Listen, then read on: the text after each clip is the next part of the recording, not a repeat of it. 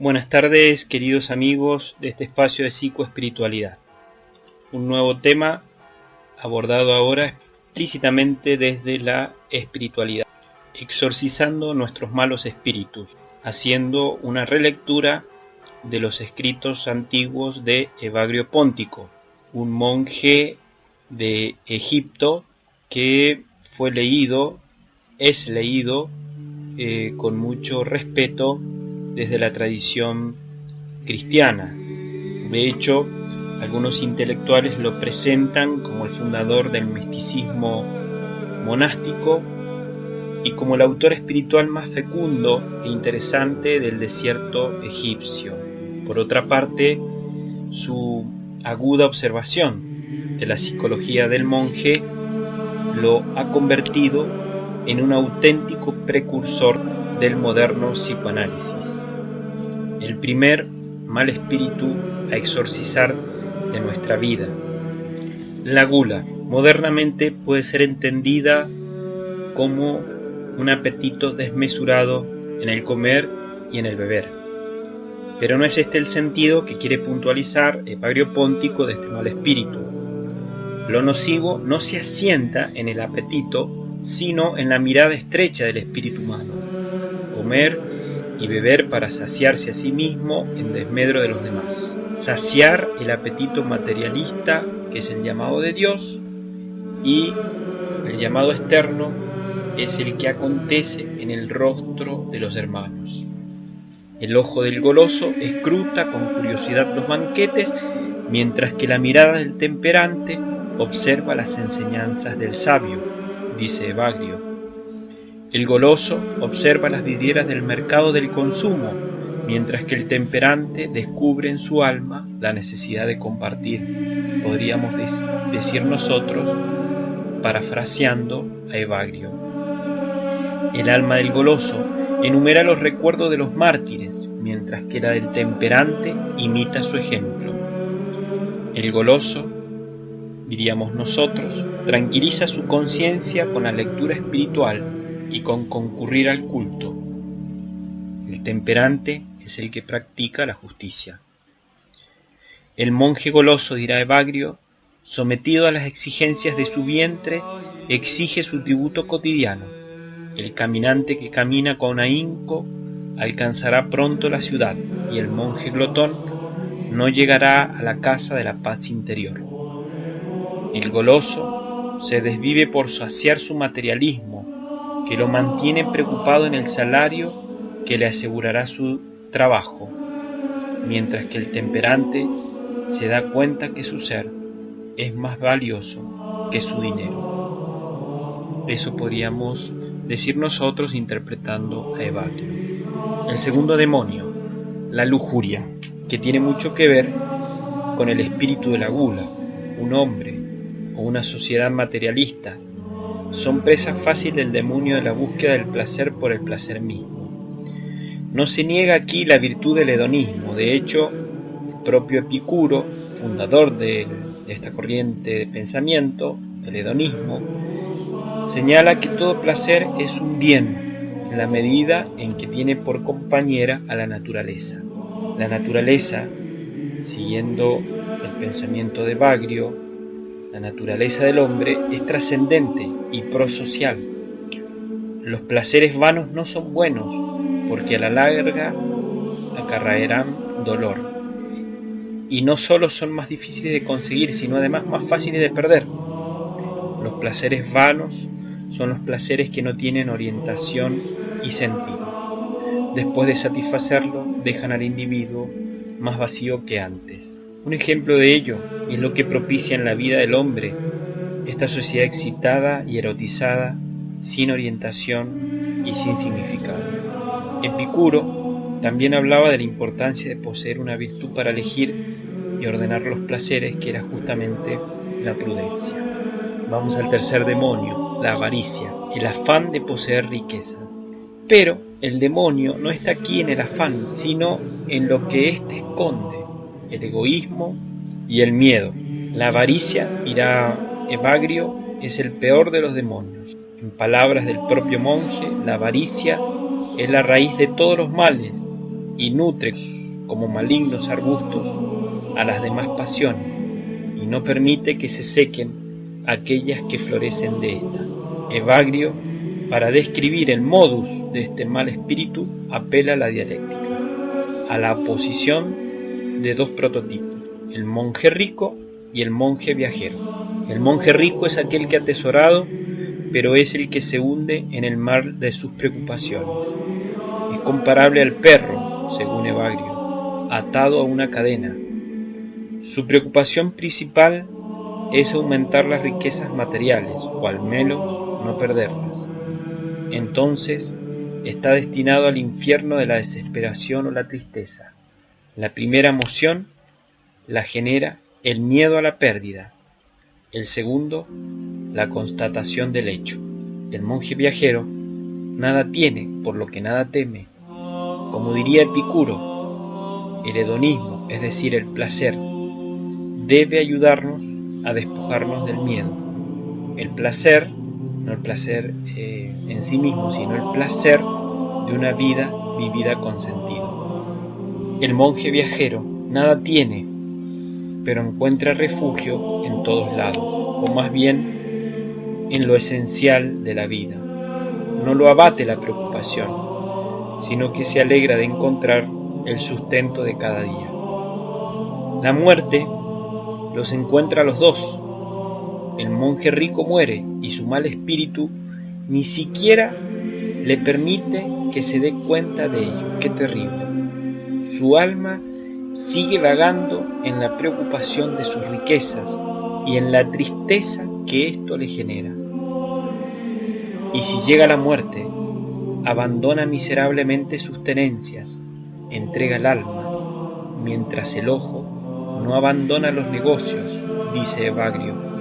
De mala gana es arrastrado como un esclavo furtivo, se separa del cuerpo, pero no se separa de sus intereses, porque la pasión lo aferra más que lo que lo arrastra. Una imagen fortísima. La muerte del monje viajero le significa más bien el cierre de su vida, para darle plenitud a su libertad y a su alegría. La muerte llega, dice Evagrio, y se va con ánimo sereno. El alma, en efecto, no ha estado amarrada por ningún tipo de atadura. Vamos con el otro demonio, que es la ira. La ira, modernamente la entendemos como una emoción de indignación que causa enojo. Podemos comprender o vincular este demonio con el enojo o la violencia, pero no es precisamente como describe este mal espíritu Evagrio. La no violencia puede ser también una manifestación del mal espíritu, cuando a razón de su discurso se permite una situación de injusticia que atenta contra la vida de los más débiles. Entonces lo que denuncia Evagrio como mal espíritu no es la violencia en sí misma, sino el enceguecimiento en el rencor que le hace al hombre buscar y desear de modo incontrolado el mal al prójimo. El agua se mueve por la violencia de los vientos y el iracundo se agita por los pensamientos alocados.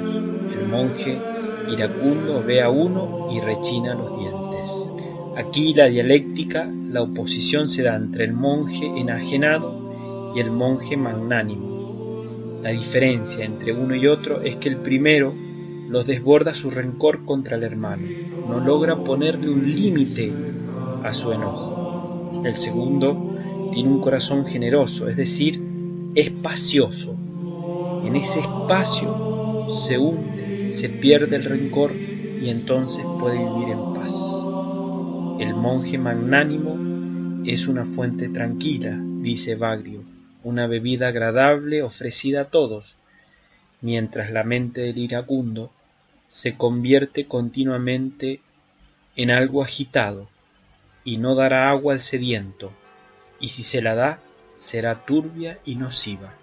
El otro demonio que menciona Evagrio, que se apodera del corazón del hombre es la tristeza. Todos los demonios concurren a la aparición de este que abate al hombre contemporáneo. La tristeza, vivenciada como una falta de alegría acompañada de un dolor paralizante o de un vacío angustiante casi sin razón. El hombre contemporáneo se acostumbra a vivir con este mal espíritu. Lo adormece con antidepresivos o ansiolíticos, pero no termina de exorcizarlo, de desterrarlo. Evagrio define a la tristeza como un abatimiento del alma y como un gusano que se va comiendo el corazón. Nuevamente, para descubrir su dinámica psicoespiritual, alude a la imagen del monje triste y el monje temperante. El primero es el que no conoce el placer espiritual, el que está apegado al espejismo seductor del materialismo, la ambición y la sensualidad. Coincidente con el hedonismo, señala, al igual que Epicuro, que el verdadero placer no es el que nos aseguran estos espíritus nocivos, sino justamente la renuncia a lo que estos engañosamente nos ofrecen. Despegarse, exorcizarlos, renunciar a ellos, implica un proceso, una lucha no exenta de un determinado monto de sufrimiento, pero que garantiza el placer verdadero, la auténtica alegría y la felicidad plena.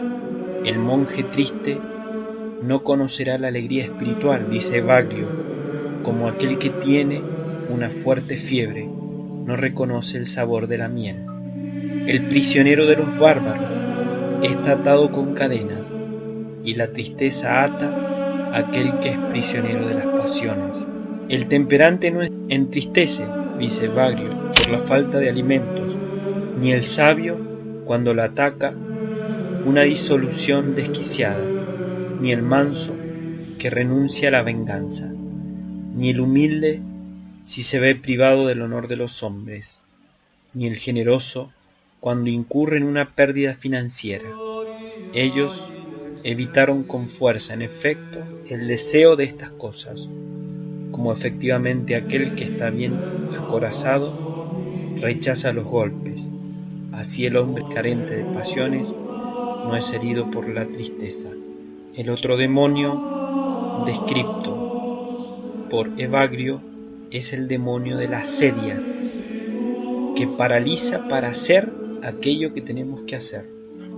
Es una tristeza por el bien, va a decir Evagrio, una apatía por la lucha. Todos sabemos en dónde nos aprieta el zapato, pero preferimos caminar con llagas que emprender la aventura de caminar descalzos. El flujo de la asedia, dice Evagrio, arroja al monje de su morada, mientras que aquel que es perseverante está siempre tranquilo. Aparece el concepto de tranquilidad, de ataraxia, que también está presente en Epicuro, en el hedonismo, la serenidad que otorga el saber que estamos viviendo lo que tenemos que vivir. El otro demonio, la vanagloria. Este espíritu es el que nos mueve a sentir los logros como indiscutiblemente propios, obtenidos legítimamente en proporción a los propios esfuerzos o capacidades. La vanagloria hace nublar la visión y descompone el corazón, vuelve a la persona mezquina y ambiciosa. Esto que tengo lo he ganado con mi esfuerzo. Si todos se esforzaran como yo me esfuerzo, tendrían lo que yo. Sostiene la voz de este demonio.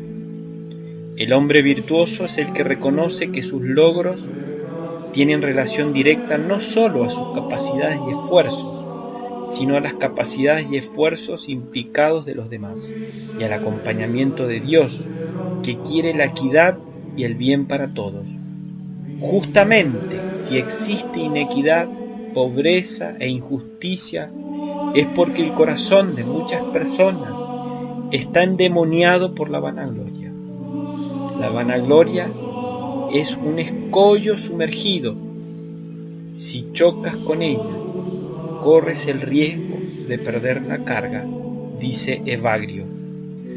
La vanagloria aconseja rezar en las plazas, mientras que el que la combate reza en su pequeña habitación. La virtud del vanaglorioso, dice Evagrio, es un sacrificio agotado que no se ofrece en el altar de Dios.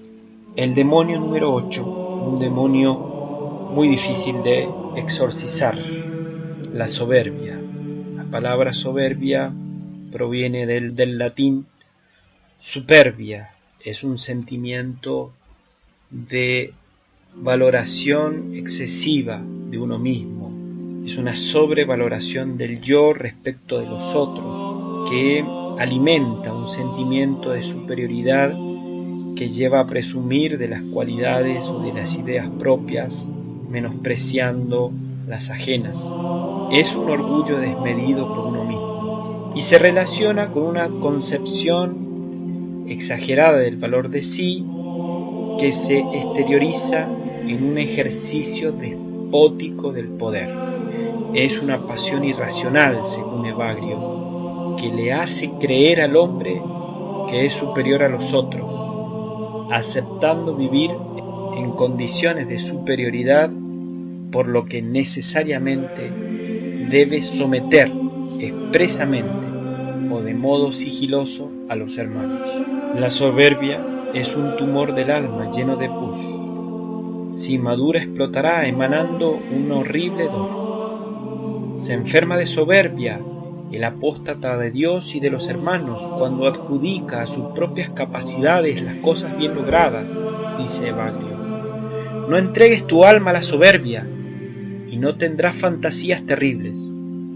El alma del soberbio es abandonada por Dios y se convierte en objeto de maligna alegría de los demonios. De noche se imagina manadas de bestias que lo asaltan y de día se ve alterado por sus pensamientos de vileza. Cuando duerme, fácilmente se sobresalta y cuando vela, lo asusta la sombra de un pájaro. El susurrar de las copas de los árboles aterroriza al soberbio y el sonido del agua destroza su alma. Aquel que efectivamente se ha opuesto a Dios y a los hermanos, rechazando su ayuda, se ve después asustado por sus vulgares fantasmas. Bellísima descripción del modus de este demonio que ataca el corazón humano. Lo opuesto al sujeto poseído por el demonio de la soberbia es la persona que conoce su finitud y su destino proexistente. No es más que los otros, sino uno de tantos. No es más importante que el cosmos, sino parte de él. El signo de su finitud es su caducidad. Vencer este demonio es comportarse como hermano de los otros, reconociendo en los propios el logro de los hermanos, lo que evitará la tentación de explotarlos para los propios propósitos mezquinos.